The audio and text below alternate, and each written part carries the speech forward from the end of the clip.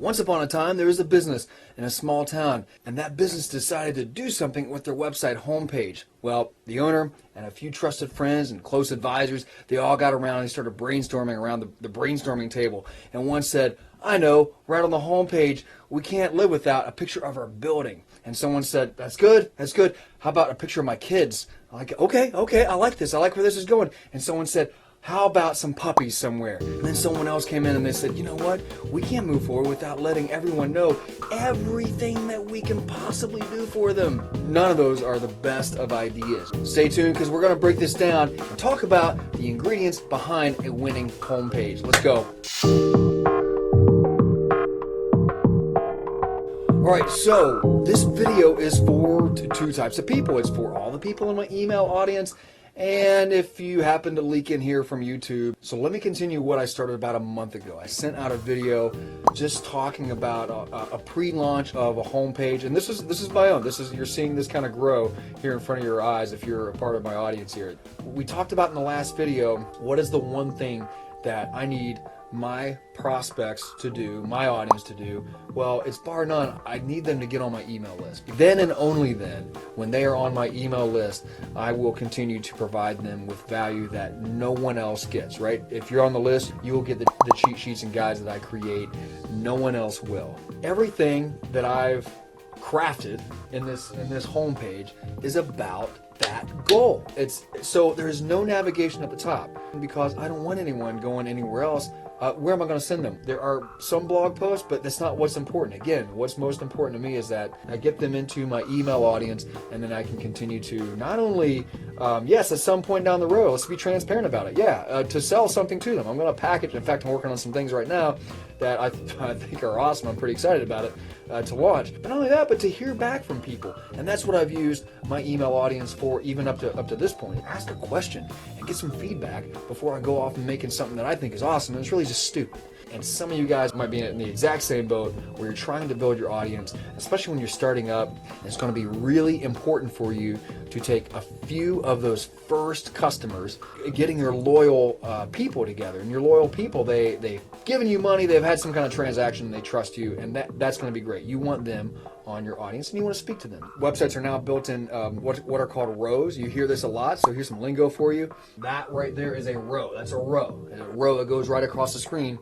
And so I'm using that top row, what's also called the hero area. Gone are kind of the days where there's slides. Now, I still see a lot of sites out there with slides, and I would urge you to rethink that. They got to be too routine. Everyone just knew is like, oh, there's a slider, and it's going to be timing.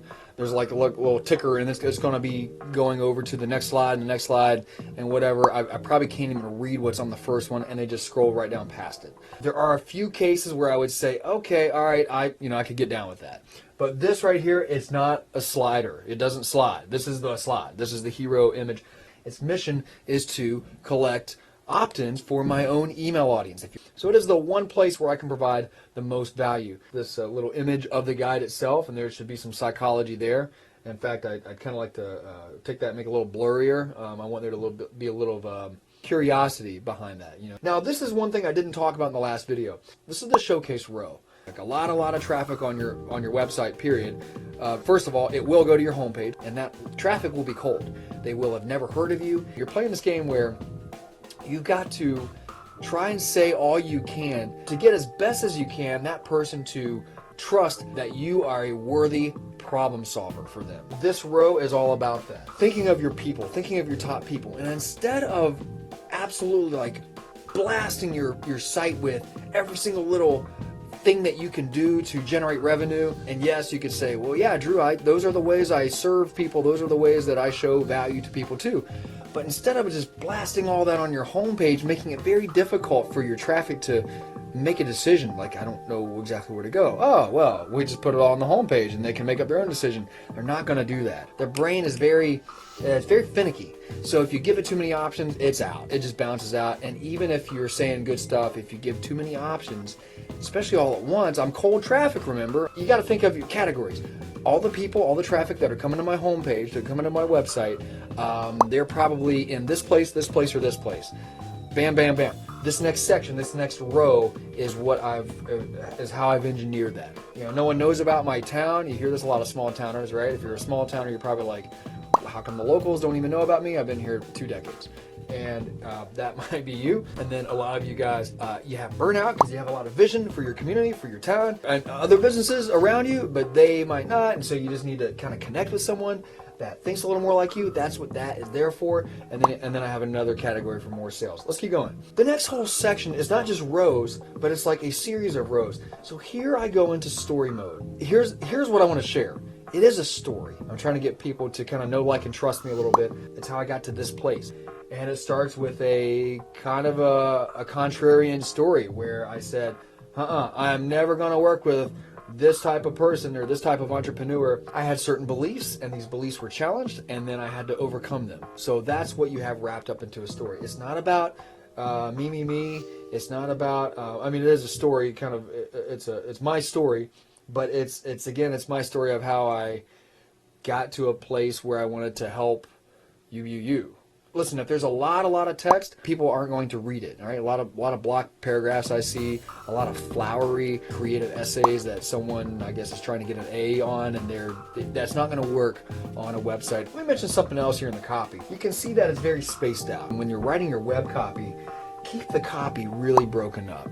There's lots of short lines and double spacing, and don't worry about it like a tall page, because if it reads well, if it is providing some kind of value, whether it be education or entertainment or edutainment, some kind of mix between those, you can get away with longer copy, but it's not really longer copy. It's all spaced out. But I've tried diligently to take my subheadings and make them almost like if you were skimming. If you looked at all this copy, and when I say the word copy, I just mean the words, right? If you looked at the words that I've written on this page and you're going, okay, I don't quite have time for that right now, then I at least want you scanning the headers, the subheaders. All right, so nowadays you have to engineer your pages like that, your sales pages, your landing pages like that. Think of your subheaders as what could I do to continue telling my story yet arrest attention a little bit if someone's just scanning and scrolling and skimming my page? How can I bring them in? These are also relevant testimonials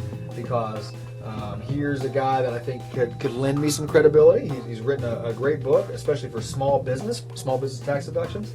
And then this was a manager who I had when I worked at Apple Retail. So those were thought out, relevant testimonials that I put in there. And there are a few more that I can add, but at least right now it's live. Just get going, just get it out there. And then there's one more place. Guess what? The very, very bottom. This is another call to action where the footer of my site does not have a bunch of social media stuff. I don't care. I can't serve people as well. And I don't want them going to Facebook and getting all distracted. I don't care. I don't want people to go there.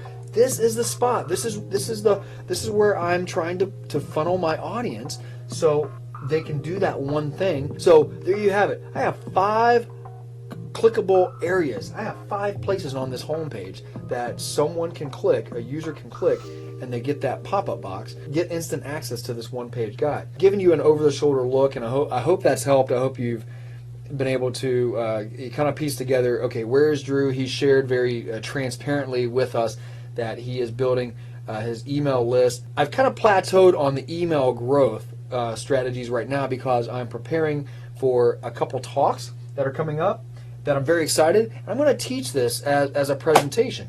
And so I thought it was a perfect opportunity to not just teach it, but to make a guide. And I still haven't forgotten about the website flowchart. I've been promising this to my email audience, the website flowchart. Like, do I need a website? And some people don't. They don't need to worry about it. They're going to invest a bunch of time and energy and money into something, and they're going to be sorry they did because they're just not there yet. So we're working on that. I got a few friends that are helping me out. All right, that was a lot. That was a packed video, maybe a little bit longer. But there you have it. Leave questions. I love questions because I get to hear where you are in your business. So leave comments, leave any places where you're stuck, leave them down below, like the video, and I'll see you on the next Small Town Big Business video. Later.